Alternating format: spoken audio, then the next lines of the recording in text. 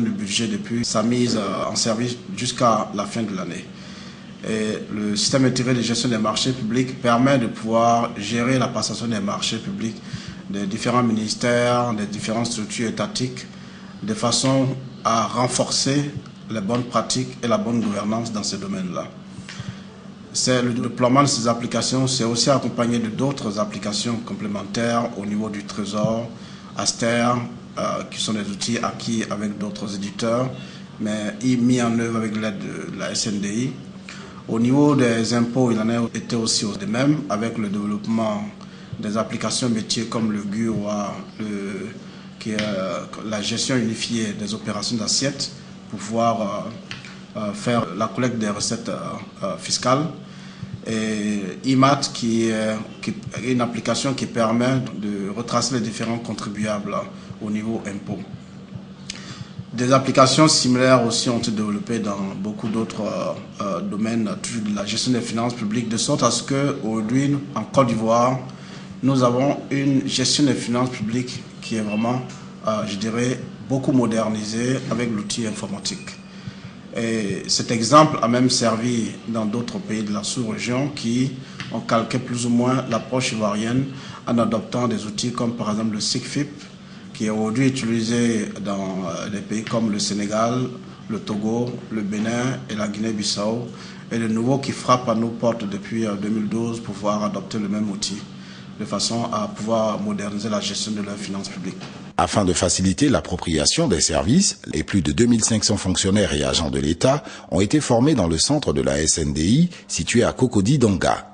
Nous avons créé le centre de formation SNDI dédié au renforcement des capacités des agents des secteurs publics dans le domaine des technologies d'information et de communication. Ce centre de formation a ouvert ses portes en septembre 2012 et fonctionne à pleine capacité. À ce jour, nous avons formé près de 2000 agents de l'administration issus de différents ministères et de différentes institutions et autres démembrements de l'État. Le bon usage des outils informatiques comme par exemple la bureautique et tout comme les applications vraiment très avancées dans le domaine informatique pour ceux qui sont des ingénieurs, des informaticiens de par leur formation. Ce centre de formation permet ainsi à l'État de mieux rentabiliser les nombreux investissements consentis pour équiper l'administration d'outils informatiques performants. En ce sens que les usagers vont être bien formés pour les utiliser correctement. Le CICG, le Centre d'information et de communication gouvernementale, dans le cadre du projet IGOUV, assiste le gouvernement en mettant à la disposition des ministères des outils sectoriels et assure la relation et la cohésion des stratégies des services de communication des ministères. Karim Salaou, conseiller technique en charge des TIC du CICG, nous parle du programme gouv.ci et le lien entre le Centre d'information et de communication gouvernementale et le projet de gouvernance électronique. Depuis 2004, le CICG a lancé le programme gouv.ci, le programme Internet du gouvernement de Côte d'Ivoire. Et dans la première phase du programme, il s'agissait donc de créer une identité numérique, une identité au gouvernement sur Internet. Alors nous avons créé la racine gouv.ci. Et c'est autour de cette racine-là que s'est déployé un ensemble d'outils et de services pour le compte du gouvernement et adressés donc aux populations. Nous avons défini ce que nous appelons la nomenclature du programme gouv.ci. Donc qui permet donc à un ministère, déjà au gouvernement d'avoir gouv.ci comme identifiant, au ministère de la Justice d'avoir justice.gouv.ci, au ministère de l'économie d'avoir économie.gouv.ci et ainsi de suite. Donc à partir de là, le gouvernement est sur la toile avec une identité. Ensuite, nous avons permis que chacun des membres du gouvernement ait une adresse électronique, mettant ainsi fin ou en tout cas permettant de freiner l'utilisation des comptes Yahoo, des comptes Gmail, Hotmail et tout ce que vous connaissez. Et aujourd'hui, le gouvernement pouvait avoir une adresse propre à lui. Donc, autour de la racine @gouv.ci. Dans la phase 2 du programme, il s'agissait de doter le gouvernement d'un portail d'information. Donc, www.gouv.ci est le portail officiel du gouvernement. Donc, par lequel le gouvernement pouvait communiquer via Internet. Ensuite, nous avons doté chacun des ministères d'un portail et l'ensemble des structures gouvernementales. Nous sommes allés encore plus loin. Nous avons permis que le ministère des Affaires étrangères et l'ensemble des ambassades de Côte d'Ivoire à l'étranger aient également des portails web pour justement créer cette dynamique et permettre justement aux populations d'avoir accès à l'information gouvernementale. Nous sommes même allés jusqu'aux préfectures, nous sommes allés aux districts pour permettre justement que l'information gouvernementale puisse, à travers Internet, arriver aux populations. Dans la phase 3 du programme gouv.ci, il s'est agi de diversifier les moyens d'accès à l'information gouvernementale. Nous avons adressé les questions liées à Internet, donc tout ce qui est portail, site web, application. Nous avons ensuite investi les réseaux sociaux. Aujourd'hui, Facebook, Twitter, le gouvernement a des pages, a des fans et des followers et justement arrive à interagir avec les populations via les réseaux sociaux.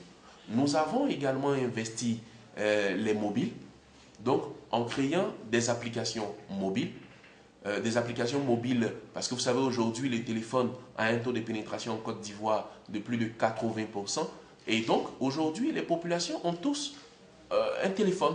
Donc à travers cet outil, le gouvernement a développé des applications pour que justement en temps réel les populations soient informées des activités du gouvernement. Nous avons également mis en place un centre d'appel toujours lié au téléphone, parce que c'est vrai qu'il y a les smartphones et il y a des téléphones dits de première génération. Et nous avons permis à partir d'un numéro mnémonique, donc facile à retenir, le 101. Nous avons permis que les populations, en appelant le 101, puissent avoir une interface, donc une personne avec qui échanger et soumettre éventuellement leurs préoccupations, demander des informations ou éventuellement faire des réclamations pour que justement les besoins soient pris en compte et traités au niveau du gouvernement. La satisfaction des citoyens et des entreprises est au cœur de l'action publique. Pour un meilleur fonctionnement, comme source d'innovation dans les secteurs prioritaires destinés aux citoyens et aux entreprises, des schémas directeurs ont permis d'élaborer des projets sectoriels. Il s'agit tout simplement de faciliter la vie aux citoyens.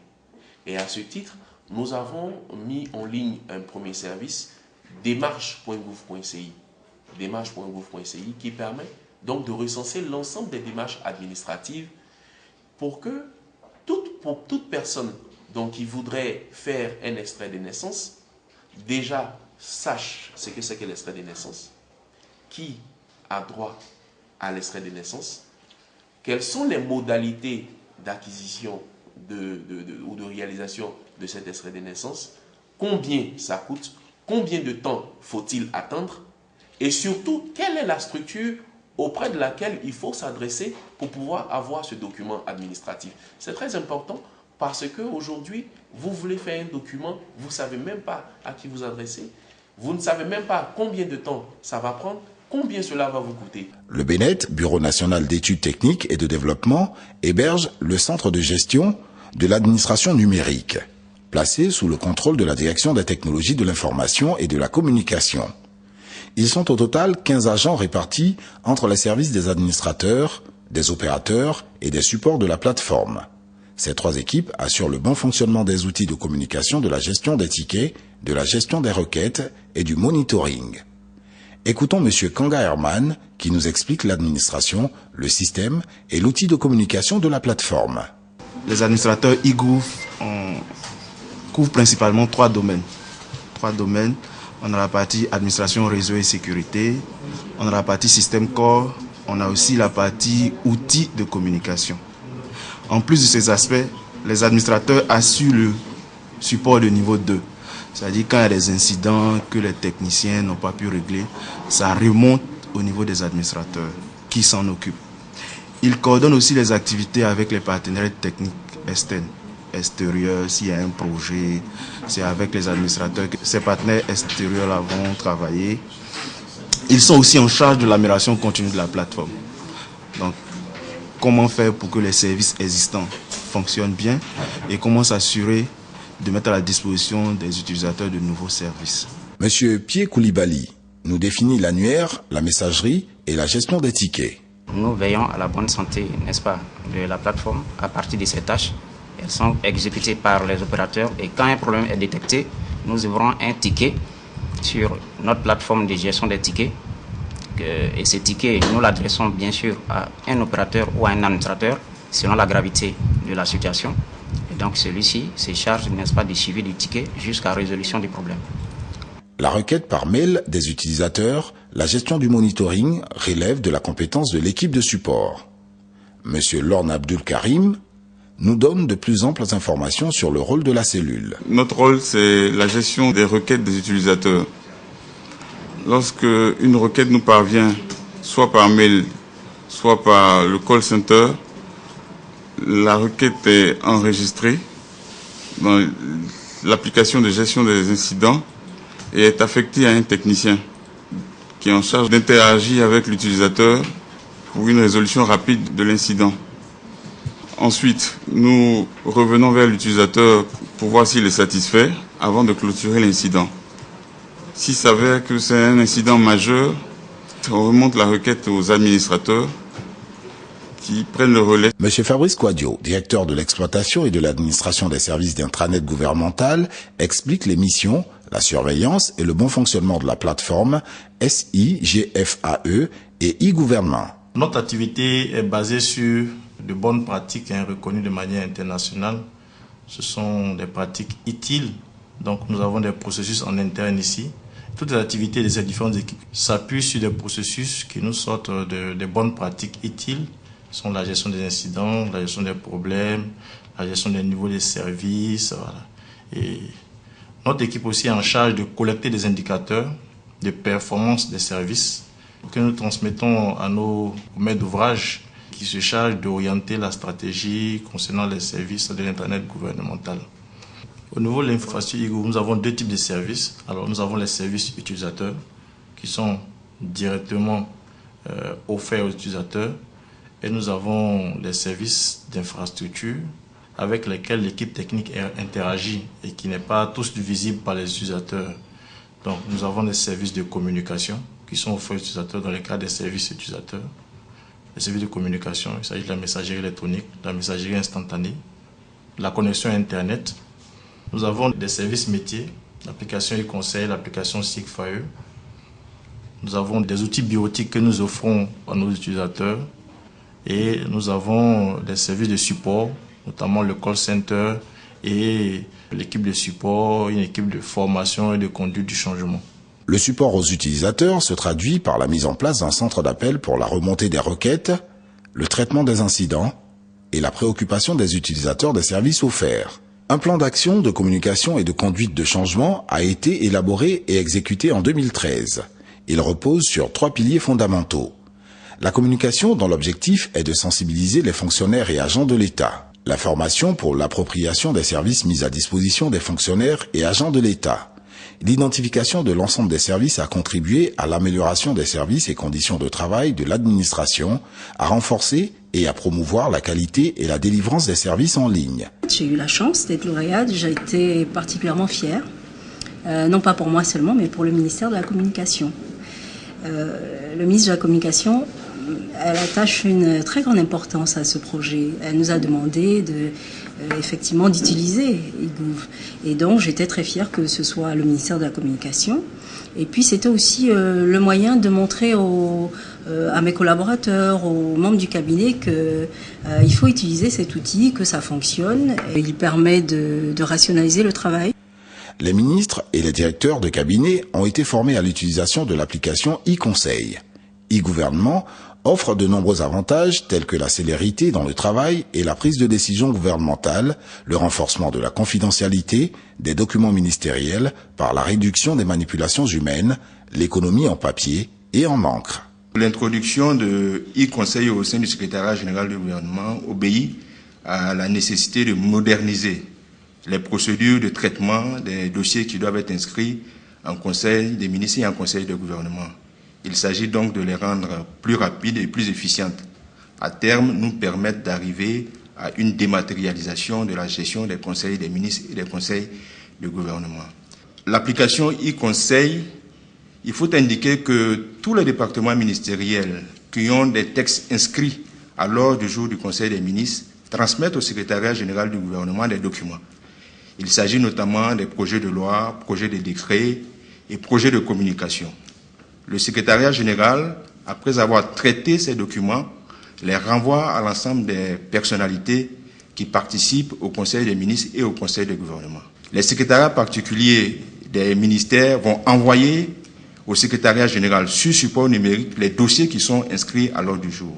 Et donc ces personnalités pourront à la fois consulter les invitations au Conseil des ministres, consulter les documents du Conseil des ministres et tous les documents y afférents. Je dois indiquer que l'application e-conseil peut être consultée sur ordinateur, sur tablette ou sur smartphone. Et donc ça nous fait gagner en temps, en rapidité et de manière beaucoup plus efficiente. E-administration est opérationnelle et a permis la réalisation de l'intranet gouvernemental. Il repose sur une infrastructure informatique sécurisée basée sur des solutions d'interconnexion primaire de 80 km de fibre optique, de 39 sites, de la solution d'interconnexion secondaire IP-MPLS de 34 sites, la réalisation des réseaux locaux de 39 sites et la réhabilitation des réseaux locaux de 14 sites. C'est dire que la fourniture d'accès à Internet et la télémédecine est en cours de réalisation. Les TIC vont donc permettre de répondre au déséquilibre de la qualité des soins, de la continuité des services de santé publique et de son développement, aussi bien à Abidjan que dans les villes de l'intérieur du pays. e-santé a permis l'interconnexion de 5 structures sanitaires. Le CHU de Yopougon, le CHU d'Autrecheville, le CHR d'Agboville, le CSU de Rubino et le CSR de Séchy. La cybersanté ou e-santé permet de faire la télémédecine. La télémédecine, entendez par là la téléconsultation, sont les consultations à distance qui peuvent se faire, qui permet de faire la téléchirurgie, qui permet de faire la téléexpertise. La cybersanté ou e-santé permet d'avoir le dossier patient électronique. La cybersanté permet de faire le rappel de vos vaccins à travers des messages SMS. C'est des avantages qui permettent, n'est-ce pas, aux populations d'avoir accès à des soins de qualité sur toute l'étendue du territoire. Monsieur Augustin Apata du ministère des Eaux et Forêts nous explique les avantages de l'utilisation de la gouvernance électronique dans la gestion du patrimoine forestier ivoirien. Au niveau des eaux et forêts, le ministre Matou Babodari a lancé en novembre 2013 le système intégré de gestion des activités forestières. C'est une application révolutionnaire. Aujourd'hui, avec cette application-là, il nous sera possible chaque jour de savoir où les exploitants forestiers ont abattu quel bois. Et ce bois-là est entré dans quelle unité de transformation des usines qui sont réparties dans l'ensemble du pays. Et qu'est-ce que ces usines-là en ont fait? De sorte que l'exploitation clandestine va être fortement réduite. On ne pourra plus exploiter si les documents qu'on utilise, par exemple, ne sont pas édités à partir de cette application-là.